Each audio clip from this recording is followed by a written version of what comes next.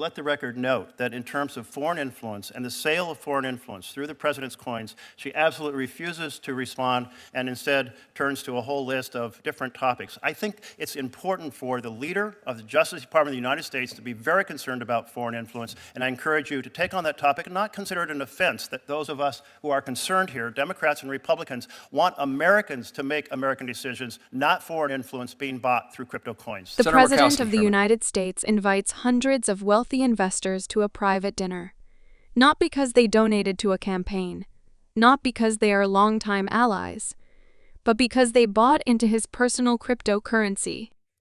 Now imagine that among those investors could be foreign nationals, business leaders with ties to foreign governments, people who may not have America's best interests at heart. That is not a plot from a political thriller. It is the concern being raised in this Senate hearing. Thank you very much, Mr. Chairman, and welcome, Attorney General. And I'm sorry I wasn't here for the whole hearing, so it's been addressed, but I think you really are very sensitive to the possibility of foreign agents or foreign influence on our government and making sure that we make sure that doesn't happen. Yes. Yes. I want to know if when the President held his dinner for 220 individuals who purchased the most of his meme coins, were there foreign interests attending that dinner? Senator, we're here to talk about the Department of Justice and my budget for the upcoming year.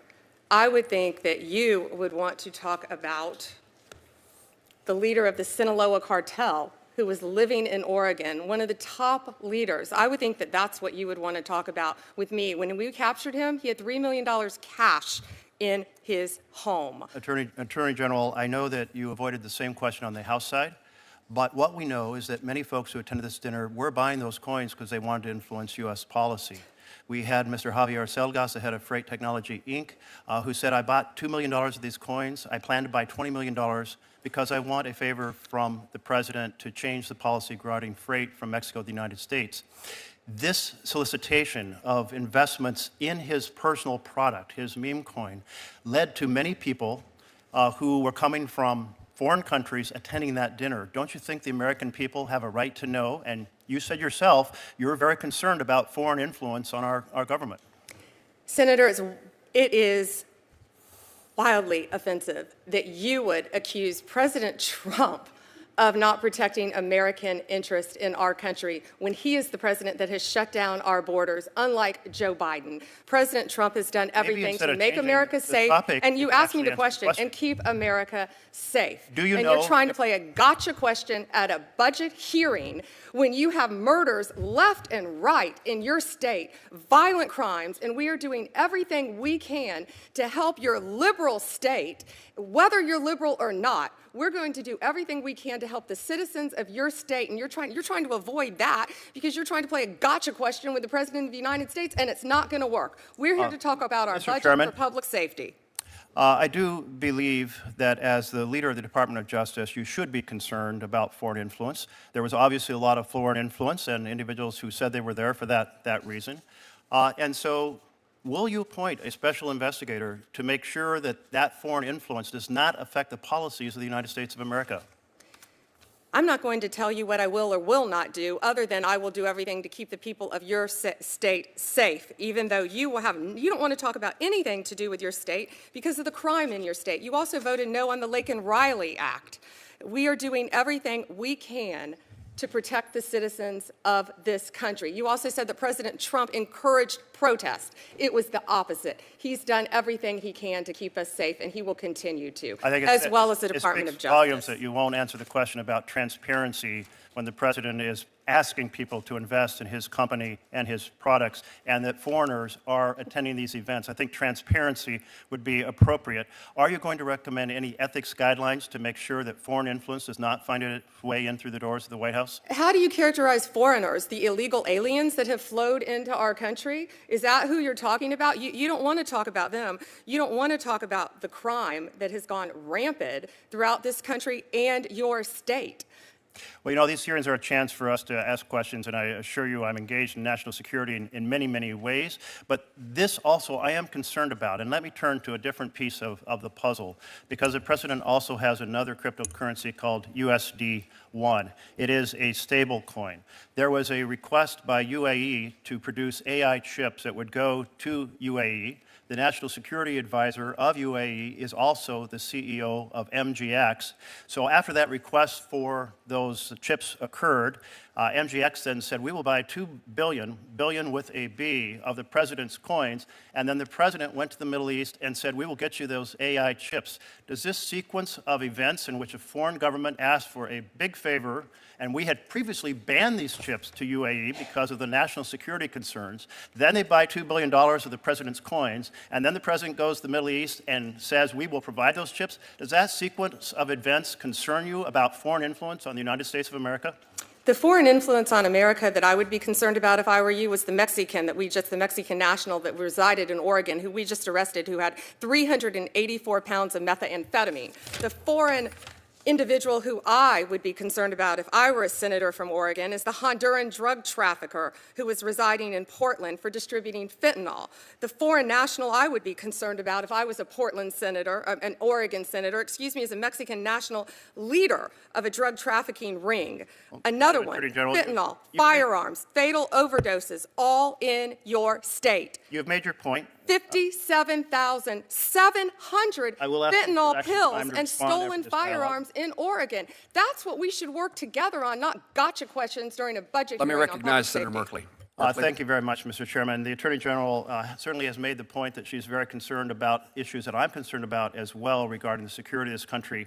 But let the record note that in terms of foreign influence and the sale of foreign influence through the president's coins, she absolutely refuses to respond and instead turns to a whole list of different topics. I think it's important for the leader of the Justice Department of the United States to be very concerned about foreign influence, and I encourage you to take on that topic and not consider it an offense that those of us who are concerned here, Democrats and Republicans, want Americans to make American decisions, not foreign influence being bought through crypto coins. Senator Murkowski. Chairman. Senator Jeff Merkley is not simply nitpicking or trying to score political points.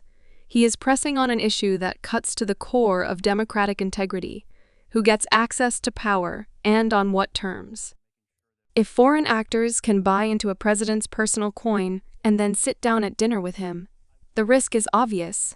Money can buy influence, and influence can shape policy in ways the American people never approved. He points to scenarios where massive investments in Trump's coins coincided with favorable policy shifts, a sequence that, if true, suggests a dangerous overlap between private profit and public duty. Whether every detail is fully verified or still under scrutiny, the larger question remains urgent. Can America afford to ignore the possibility that its policies are being nudged by foreign buyers with deep pockets? Attorney General Pam Bondi, however, does not bite.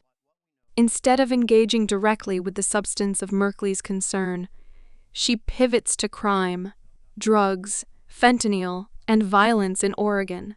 This is a calculated move, and it tells us something important about how political power works. When confronted with a question that threatens to expose a weak point, redirect the conversation to a strong point.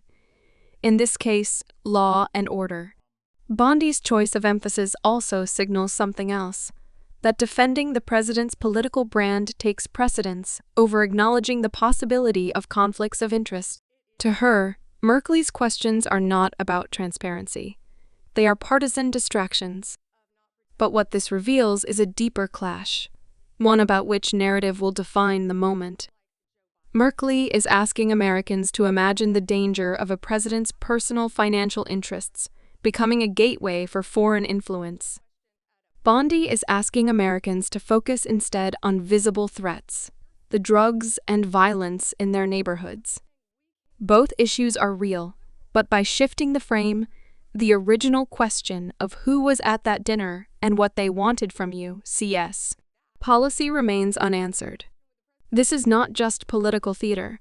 It is a lesson in how accountability can slip away in plain sight.